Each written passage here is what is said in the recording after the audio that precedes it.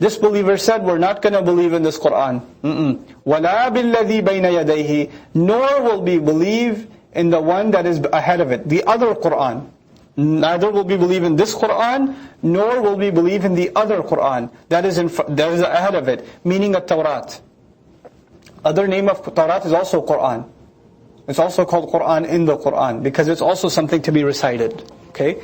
Now the Quraysh say, look, it seems as though what we've been hearing from the Jews is the same thing we're hearing from these Muslims in the Qur'an. The messenger is coming, afterlife, this and that, whatever bits and pieces we've heard from the Jews seems to be confirmed here. It must be that these two are working with each other. We're not going to believe in this one, nor in that one. But in this statement, there's actually a pretty cool affirmation that this Qur'an confirms what's in the previous message, and even a mushrik can see it. So how come the rabbis of Bani Israel can't see it? وَلَا بِالَّذِي بَيْنَ يَدَيْهِ وَلَوْ تَرَى إِذِ الظَّالِمُونَ مَوْقُوفُونَ. And if you could only see, by the way, لَوْ تَرَى in the Qur'an comes multiple times, this phrase لَوْ تَرَى, it's never answered. لَوْ is shartiyah, right? It's if you could only see. If you could only see. And it's always left ...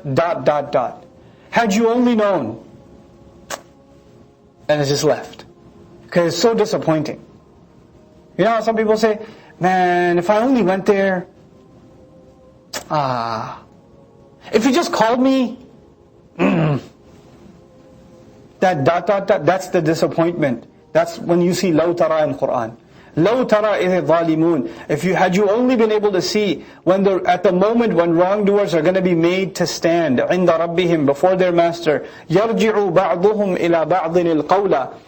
Each of them is returning talking back to the other. That's how you would translate يَرْجِعُ بَعْضُهُمْ إِلَى بَعْضٍ الْقَوْلَ. Each of them returning the speech to the other means they're talking back against one another, they're talking smack to each other. يَقُولُ الَّذِينَ اسْتُضْعِفُوا لِلَّذِينَ اسْتَكْبَرُوا. Those who are weakened, the followers, those who were oppressed in the land, are going to say to those who were arrogant in the land, those who were full of themselves, لَوْلَا أَنْتُمْ لَكُنَّا مُؤْمِنِينَ. If it wasn't for you, we would have been Muslims. If it wasn't for your policies and your propaganda and your media, we would have been Muslims. The weak say to the strong, to the arrogant. قَالَ الَّذِينَ اسْتَكْبَرُوا لِلَّذِينَ اسْتُضْعِفُوا. Those who are arrogant then respond back to those who are weakened. أَنَّحْنُ صَدَدْنَاكُمْ عَنِ الْهُدَى. We prevented you from guidance. بَعْدَ إِذْ جَاءَكُمْ. After it came to you. بَلْ كُنْتُمْ مُجْرِمِينَ. You were criminals yourselves. People in the Muslim world are going to be blaming, you are the people who brought us MTV, and you brought us these, Hollywood, and this and that, and you took us away from Islam. And then they're going to say, Hollywood's going to say, what, we stopped you from guidance? We put a gate, we put a lock on the masjid? Is that what we did? You could have gone yourself. You're the ones who brought casinos to the Arab world. It's your fault. And they're going to say, the masjid was right across the street, you could have just gone. It's not our fault. We were just looking out for our economy. بعد إذ جاءكم بل كنتم مجرمين. You're the criminals. You had guidance and you chose us. It's your fault.